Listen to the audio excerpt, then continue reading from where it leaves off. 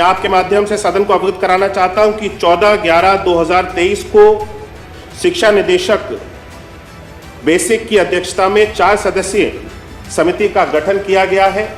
UP विधानसभा का budget सत्र चल रहा है, जहां शिक्षा मित्रों की समस्याओं को लेकर अहम चर्चा की गई। बता दें, विधानसभा सत्र के दौरान समाजवादी पार्टी के कई एमएलसीओं द्वारा शिक्षा मित्रों की समस्याओं को उठाया गया और मौजूदा सरकार पर निशाना साधते हुए कई बातें बोली गई, जिसमें एमएलसी आशुतोष सिन्हा ये बोलते नजर आए कि 2017 के चुनावी रैली के दौरान देश के प्रधानमंत्री नरेंद्र मोदी द्वारा ये बोला गया कि अगर शिक्षा मित्रों को कोर्ट से न्याय नहीं मिला तो सरकार उनके साथ खड़ी नजर आएगी, जिसका मतलब साफ था कि सरकार द्वारा अध्यादेश लाकर उन्हें नियमित किया जाएगा, जिसके चलते सारे शिक्षा मित्रों ने खुशी के साथ भारतीय जनता पार्टी को वोट दिया और जीतने के बाद सरकार के वो जुमले सिर्फ जुमले ही नजर आए और शिक्षा मित्रों को कोई न्याय नहीं मिला। अजय सिन्हा पूर्व के उप मुख्यमंत्री दिनेश शर्मा पर भी निशाना साधते नजर आए, जिसमें उन्होंने कहा कि दिनेश शर्मा द्वारा भी शिक्षा मित्रों के लिए एक कमेटी का गठन किया गया था, लेकिन उस कमेटी का क्या हुआ आज तक किसी को कुछ पता नहीं चला। वहीं समाजवादी पार्टी की उपलब्धियों को गिनाते हुए आशुतोष सिन्हा ये कहते नजर आए कि प्रदेश में जब अखिलेश यादव की सरकार थी तब शिक्षा मित्रों को ग्रामीण क्षेत्रों में 28,500 और शहरी क्षेत्रों में 29,878 रुपए देने का काम किया था। और क्या कुछ चर्चा हुई शिक्षा मित्रों के विषय पर विधानसभा सत्र के दौरान, आइए आपको सुनाते हैं। शिक्षा मित्रों का मानदेय 3500 रुपए निर्धारित किया गया। इस प्रकार समय समय पर शिक्षा मित्रों के मानदेय में अल्प बढ़ोतरी होती रही। इसी को दृष्टिगत रखते हुए शिक्षा मित्रों के जीवन स्तर को कैसे उठाए जाने, तत्कालीन उत्तर प्रदेश की समाजवादी पार्टी सरकार ने 1,76,000 शिक्षा मित्रों को समायोजित करने का निर्णय लिया, जिसके तहत शिक्षा मित्रों को ग्रामीण स्तर में 28,528 रुपए तथा शहरी क्षेत्र में 29,878 रुपए प्रतिमाह भुगतान किया गया। लेकिन न्यायालय की प्रक्रिया के आधार पर शिक्षा मित्रों का समायोजन निरस्त हो गया, जिसके कारण शिक्षा मित्रों का मानदेय पुरानी व्यवस्था के अधीन हो गया और आगे चलकर सन 2018 में शिक्षा मित्रों का मानदेय 10,000 रुपए निर्धारित हुआ। में शिक्षा मित्रों के मानदेय में कोई वृद्धि नहीं की गई, जबकि भारतीय जनता पार्टी की सरकार ने चुनाव में मुद्दे नजर शिक्षा मित्रों को समायोजित करने के लिए चुनावी मंचों में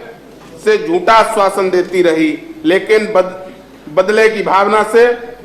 ग्रसित होकर भारतीय जनता पार्टी ने शिक्षा मित्रों के साथ छलावा किया। भारतीय जनता पार्टी की सरकार ने न्यायालय की उस अवधारणा को भी अनदेखी कर रही है जिसमें माननीय सर्वोच्च न्यायालय ने कहा था कि सामान्य कार्य के लिए समान वेतन दिया जा सकता है। आज जबकि एक कुशल श्रमिक की मजदूरी 550 रुपए प्रतिदिन निर्धारित की गई है, वहीं शिक्षा मित्रों को एक कुशल श्रमिक से भी कम मानदेय दिया जा रहा है, जिसके चलते शिक्षा मित्र अपने परिवार एवं ठीक तरीके से नहीं कर पा रहे हैं और इसी अवसाद के चलते शिक्षा मित्र आए दिन आत्महत्या करने के लिए मजबूर हो रहे हैं। आने वाले समय में स्थिति और भी विस्फोटक हो सकती है, जिससे न जाने कितने मासूमों के सर से माँ बाप का साया छिन सकता है। अतः लोक महत्व के अविलंबनीय विषय पर माननीय सदन की कार्रवाई रोककर चर्चा करने की मांग करता हूँ। अन्य आशुतोष सिन्हा जी। मान्यवर, सन 1999 में जब देश और प्रदेश में दोनों जगह भारतीय जनता पार्टी की सरकार थी और आर्थिक संकट ऐसा आया कि सरकार के पास इतना पैसा नहीं था कि वो प्राथमिक विद्यालय के शिक्षकों को वेतन दे सके, तो ऐसी स्थिति में जो उत्तर प्रदेश के प्राथमिक विद्यालय थे उन पे ताले लटक गए। 26 मई 1999 को सर्व शिक्षा अभियान के तहत गरीब मजदूर किसान, जो गांव में गरीब मजदूर किसान रहते हैं, उनके बच्चों को पढ़ाने के लिए प्राथमिक विद्यालयों पर जो ताले लटके थे, उस ताले को और किसी ने खोलने का काम किया था तो वो शिक्षा मित्र थे। मान्यवर, शिक्षा मित्र लगातार अपनी पूरी योग्यता के हिसाब से बहुत मेहनत करते हैं लगातार, और 1450 रुपए से इन्होंने अपने सैलरी की शुरुआत की, मैंने मानदेय की शुरुआत की, और आज भी 11 महीने के लिए सिर्फ उनको मानदेय 10,000 रुपये दिया जा रहा है। सदन में कई बार मान्यवर आपने भी कहा और हम लोग भी लगातार सरकार से ये अनुरोध करते हैं, विनती करते हैं कि उनका मानदेय बढ़ा दिया जाए, क्योंकि लगातार जैसा भी हमारे माननीय सदस्य कह रहे थे कि कुशल श्रमिक 550 रुपये डेली पाता है, जोड़ लें तो हमारे शिक्षा मित्रों को उतना पैसा भी नहीं मिल रहा। शिक्षा मित्र सारे काम करते हैं, शिक्षा मित्र से आप जनगणना भी कराते हैं, मध्याह्न भोजन का भी काम कराते हैं, बाकी सारे काम उससे कराते हैं जो शिक्षक से कराते हैं। जब समान काम का समान वेतन मिलना चाहिए तो सब शिक्षा मित्र को भी पूरा पैसा मिलना चाहिए। ये हम आप मान्यवर कहीं ना कहीं मानवीय आधार पे भी हमें लगता है कि सरकार को सोचना चाहिए कि शिक्षा मित्र कहाँ खड़े हैं, उनकी हम कैसे मदद कर सकें। हमें आज भी याद है सन 2017 का चुनाव चल रहा था और यहीं बनारस में देश के प्रधानमंत्री आदरणीय नरेंद्र मोदी जी अपने चुनावी रैली में उन्होंने कहा कि अगर कोर्ट से उन्हें न्याय नहीं मिलेगा तो सरकार उनके साथ खड़ी है। इसका मतलब कहने का था कि अध्यादेश लाकर भी उनको नियमित करने का काम सरकार करेगी। सारे शिक्षा मित्रों ने बड़े खुशी के साथ भारतीय जनता पार्टी को वोट दे दिया और देने के बाद जिस तरह से जुमले सरकारी जुमला निकल गया वो भी, और कहीं शिक्षा मित्रों को न्याय नहीं मिला। मान्यवर हमारे जो पूर्व उप मुख्यमंत्री थे दिनेश शर्मा जी, उनकी अगुवाई में भी एक कमेटी बनाई गई थी शिक्षा मित्रों पर। उस कमेटी का क्या हुआ मान्यवर, आज तक हमें और आपको किसी कोई जानकारी नहीं हो पाई और मैं चाहता हूं कि आज माननीय मंत्री जब बताएंगे तो उस कमेटी ने क्या निर्णय लिया ये भी हमें और आपको बताने का काम करेंगे। मान्यवर मैं आपसे यही कहना चाहता हूं कि जब आदरणीय अखिलेश यादव जी मुख्यमंत्री थे, उन्होंने ग्रामीण क्षेत्रों में 28,528 रुपये और शहरी क्षेत्रों में 29,878 रुपये देने का काम किया था। ये लेकिन कोर्ट की मजबूरी की वजह से वो कंटिन्यू नहीं हो पाया। तो अगर आज आपकी सरकार है तो हम आपसे अनुरोध विनती यही करेंगे कि शिक्षा मित्रों के साथ आपको खड़ा होना चाहिए। आज टेट सुपर टेट जो पास कर लिए हैं उनकी भी नियुक्ति नहीं हो पा रही है। 6 जनवरी 2019 को सुपर टेट की जो परीक्षा हुई थी, कट ऑफ जो 40-45 था उसको बढ़ाकर 60-65 कर दिया गया। माननीय सुप्रीम कोर्ट ने भी कई बार अपनी टिप्पणियों में कहा है कि खेल के बीच में खेल के नियम नहीं बदले जा सकते। तो जब कट ऑफ का इन्होंने जानबूझ के बढ़ा दिया कि ज़्यादा शिक्षा मित्र समायोजित ना हो पाए। 2021 में टेट का जो रिजल्ट हुआ वो अभी तक नहीं आया,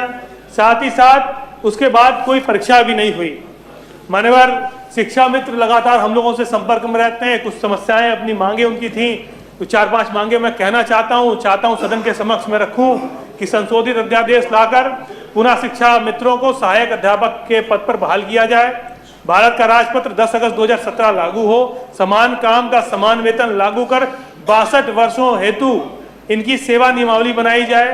एनसीईटी के 23 अगस्त 2010 के पैरा 4 में शिक्षा मित्रों को शामिल करते हुए शिक्षा मित्रों को अध्यादेश लाकर टीटी की परीक्षा से भी जिस शिक्षा मित्रों की आंदोलन में जान चली गई उसके परिवार के एक सदस्य को सरकारी नौकरी सरकार देने का काम करे। और आंदोलनों में जो शिक्षा मित्रों पर जितने सरकार ने झूठे मुकदमे लगाए, लाठियां चलाई, पीटने का काम किया, उन जो झूठे मुकदमे लगाए उन झूठे मुकदमों को वापस लेने का काम सरकार करे। ज़्यादा कुछ न कहते हुए मान्यवर लगातार मैं ये 4 लाइन हमेशा शिक्षा मित्रों की कहता हूँ, इसलिए फिर आज कहूँगा कि यूपी के शिक्षा मित्रों का हुआ हाल बेहाल है। वर्षों की सेवा का फल मिला बहुत कमाल है। बेटी सयानी बेटा भी करता सवाल है, आगे खाई पीछे कुआं बड़ा विशाल है। मैं इन्हीं शब्दों के साथ मान्यवर आपसे यही अनुरोध करता हूं कि पीठ से आज निर्देश हो जाए कि शिक्षा मित्रों को कम से कम मान्यवर सरकार बढ़ा दे और इस महंगाई के जमाने में शिक्षा मित्रों को कुछ भला हो जाए। इसी के साथ मैं आज की कार्रवाई रोककर चर्चा कराए जाने की मांग करता हूं। माननीय सभापति जी, माननीय सदस्य ने शिक्षा मित्रों के मानदेय को लेकर के प्रश्न उठाया। मैं आपके माध्यम से सदन को अवगत कराना चाहता हूं कि शिक्षा मित्रों को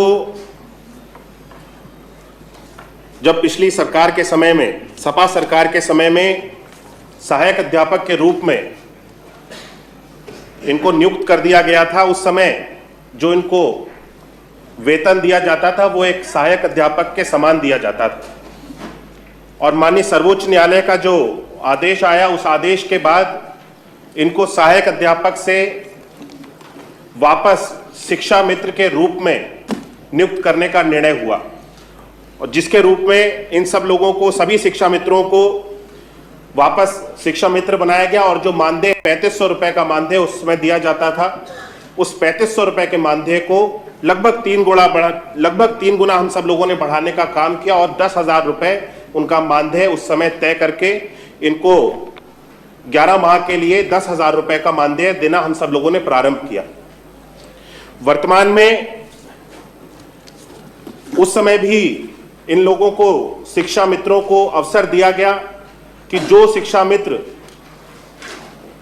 सहायक अध्यापक के भर्ती के जो मानक हैं उनको पूर्ण करते थे, उनको शिक्षक के रूप में नियुक्त किया जाए। और लगभग मैं आपके माध्यम से अवगत कराना चाहता हूं कि 15,000 से अधिक उस समय ऐसे शिक्षा मित्र थे जिनको, जो मानकों को पूर्ण करते थे, उनको शिक्षक के रूप में वापस नियुक्ति दे दी गई। मानदेय जो कि मैंने अवगत कराया कि 10,000 रुपए के मानदेय पे इन सब लोगों को वापस नियुक्त कर दिया गया और ये सब अपने जो ग्राम पंचायत है उन्हीं ग्राम पंचायतों में इन सभी शिक्षा मित्रों को वापस नियुक्त कर दिया गया। सरकार के द्वारा पिछले दिनों शिक्षा मित्रों के द्वारा एक रिट याचिका माननीय उच्च न्यायालय में दाखिल की गई थी, जिसको माननीय उच्च न्यायालय के द्वारा निरस्त किया गया और वहां पे ये सहमति बनाई गई कि एक